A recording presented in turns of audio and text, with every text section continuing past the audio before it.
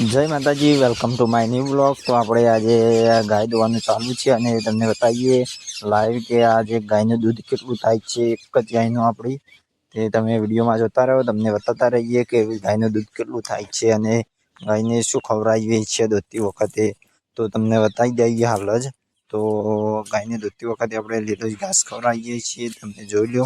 આ છે લીલું ઘાસ અને રસકા બાજરી પણ હોય છે, ગમે તે હોઈ શકે છે, તે ખવડાવીએ છીએ.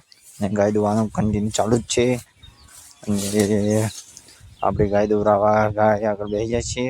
અને આ છે બીજો અન્ય પશુ આપણો. અને તમને બતાવીએ કે આપણો બળદ પણ છે. આ છે આપણો બળદ, જોઈ લો. અને જો આ બાજુ બીજા પશુ અને ગાય દોવાનું ચાલુ છે. અડધી હવે 2-3 મિનિટ થઈ અને ગાય પણ ઊભી રહી છે શાંતિથી, કોઈ કૂદતી નથી.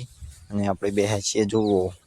આપણે અહીંયા ગાય દોરાવા બેસ્યા છીએ અને જો બેસ્યા છીએ અને સાંજનું વાતાવરણ એવું મસ્ત છે. પાછળ સૂરજ આથમી ગયો છે અને આ ગાય દોવાનું કન્ટિન્યુ ચાલુ રાખે છે મારા મમ્મી.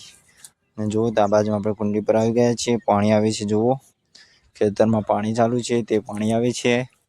અને આ બાજુ બપૈયાનું ઝાડ પણ છે, જુઓ. બપૈયા ઝાડા આવ્યા છે. અને આપણે કુંડી પર ઊભા છીએ, જુઓ. કુંડીમાં આપણે દેખાઈએ છીએ, આપણે બ્લોગ બનાવીએ તે. અને જો આ બાજુમાં કેવું લાગે છે અત્યારે તે તમને. અને આ છે નારિયોળી, પાણી જાય જુઓ ને એકમાં ખેતરમાં જાય છે સીધું. તમને આ બાજુમાં દાડમનું ઝાડ બતાવીએ, જોઈ લો, દાડમનું ઝાડ. અને આ પક્ષીઓનો અવાજ પણ આવતો હશે, તમને સંભળાતો હશે. અને આ છે સૂરજ આથમ્યો છે તે. એ તમને બતાવી દઈએ આપણું ઘર, આ છે આપણું ઘર. આ લીમડો છે ઘર આગળ, કેવડો મોટો છે, જુઓ લીમડો. અને જો આ સાઈડમાં પશુ બધેલા છે ને આપણે કુંડી પર ઊભા વ્લોગ બનાવીએ છીએ. અને જો હજુ તો ગાય દોવાનું ચાલુ છે, હજુ તો બાકી છે દોવાનું. તમને લાઈવ બતાવીશું કે કેટલું દૂધ થાય છે અને કેટલી વાર થઈ દોતા. તો તમે વિડીયોમાં જોડાઈ રહેજો. જોઈ લો, આપણે આ બાજુમાં આવી જાય છીએ લોકેશન બદલીને. આ બાજુ નળીના સહારે ઊભા રહ્યા છીએ ઉપર. અને જોઈ લો, ગાય દોવાનું બતાવતો રહું છું, કારણ કે આપણે કોન્ટેન્ટ છે ગાય દોવાનો છે, એટલે બતાવતું રહેવું પડે.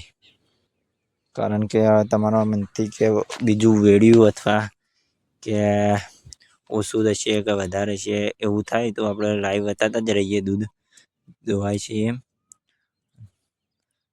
જોઈ લો, તો હવે આપણે નીચે આવી ગયા છે, દોઈ રહી છે મારી મમ્મી. તો તમને દૂધ બતાવી દઈએ.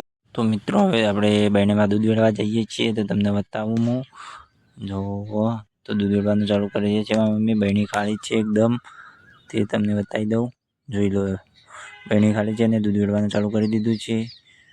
તો 3 થી 4 લીટર દૂધ હશે. તમને આ વ્લોગ ગમે તો લાઈક, શેર અને સબસ્ક્રાઈબ કરજો. જય માતાજી. આવા